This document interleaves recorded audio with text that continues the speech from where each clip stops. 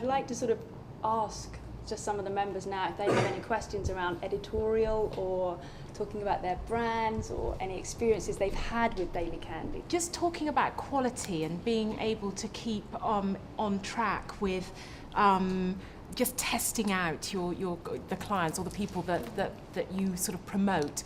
I went to one of the restaurants that was promoted on the King's Road, Sushini, a mix of Brazilian and Japanese, a fusion, you called it, of Brazilian and Japanese, and very new restaurant, and the food was amazing. You were absolutely right, but the service was awful.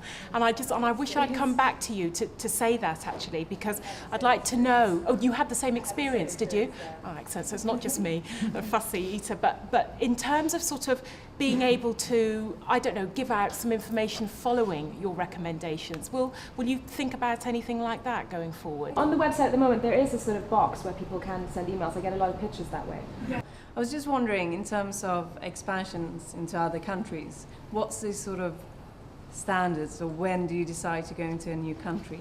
It's not something that we're focusing on at the moment. At the moment we're focusing more on the relaunch of the website and kind of, making what we have the absolute best that it can be. But it's definitely something that we all want to do and that we're thinking about probably for the year after. I'm Caroline Burstein. I'm one of the creative director of Browns, and I'd like to let everybody know that we have from time to time been very fortunate, and we do get mentioned on Daily Candy, and the response is always tremendous. And I was saying just last weekend we had a bridal sample sale, and it was announced on Daily Candy, and I must say, I would say 2/3 of the queue that we had around the block all day were Daily Candy readers. So I want to thank you. Just to add up my experience of Daily Candy, I found it on my own, and I liked it because of the illustration, and I thought it was really cute and very. It's crystallized the email, the content of the newsletter, and that was really encouraging. Also, it's very simple, straightforward, and I have to have my dose every day because otherwise I don't feel at home. But it's a nice concept, and I hope it doesn't change too much. Just the technology, maybe the interaction with the customer, but keep it simple. The email product will stay the same, so that definitely won't change. It'll just be, the website. You can go to the website and search easy. What are the most important websites that you go to every day? I read a lot of blogs. I don't pick a lot of my stories from blogs because, a lot of people read blogs now, so that I sort of feel like that could be an old story too.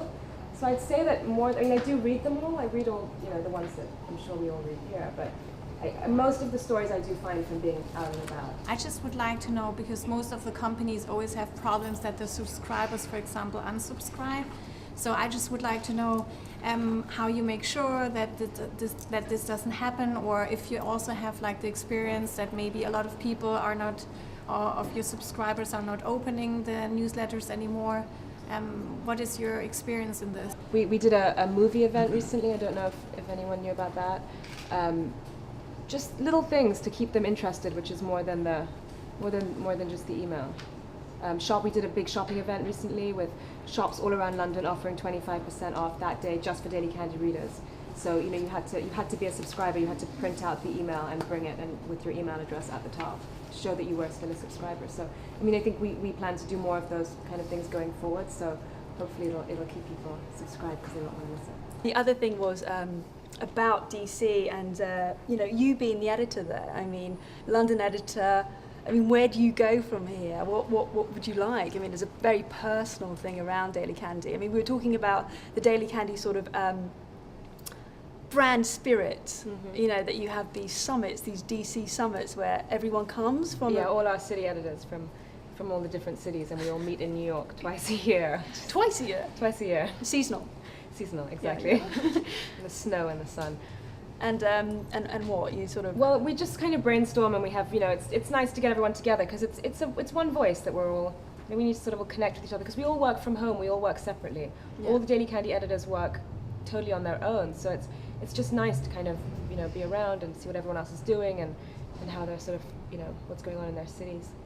My question was, do Daily Candy have an interest in ethical stories and stories about sustainable and eco-chic?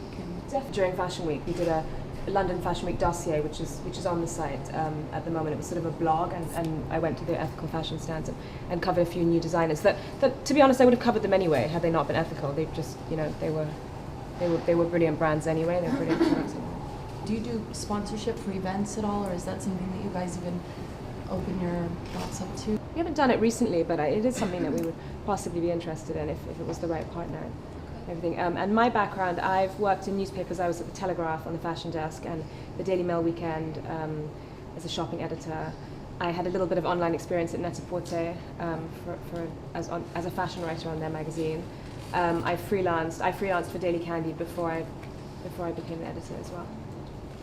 Are you thinking in the future of moving into a different type of model where from an advocate of experiences and lifestyle experiences, maybe you become more of a facilitator of experiences where you could, like an e-commerce type of environment where you're not actually recommending experiences, but people can actually buy stuff from Daily Candy directly, whether it's experiences, whether it's products, whether it's stuff you recommend as a brand?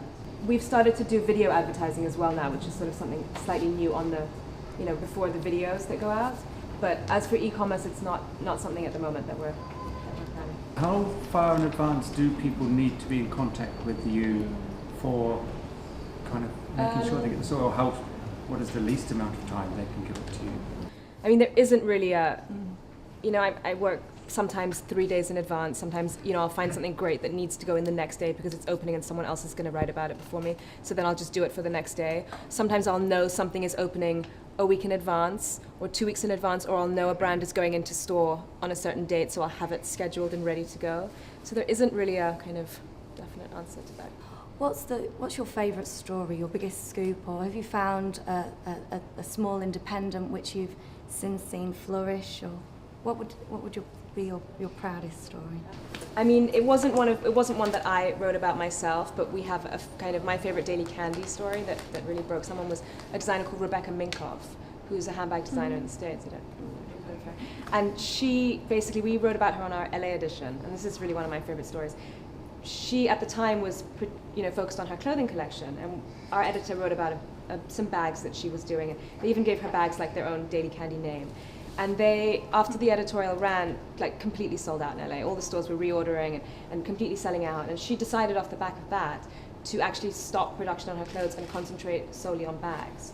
And now she's just a handbag designer. And she's stated many, many times that Daily Candy really kind of launched her whole company with less than 200 words. So and she's a big designer. I'm not sure where she sells in London, but she sells kind of all over the world in top boutiques. So that's really one of my favorite. Super big thank you to Swarovski Crystallized and Sina for helping us set it up. And big thanks to Malika.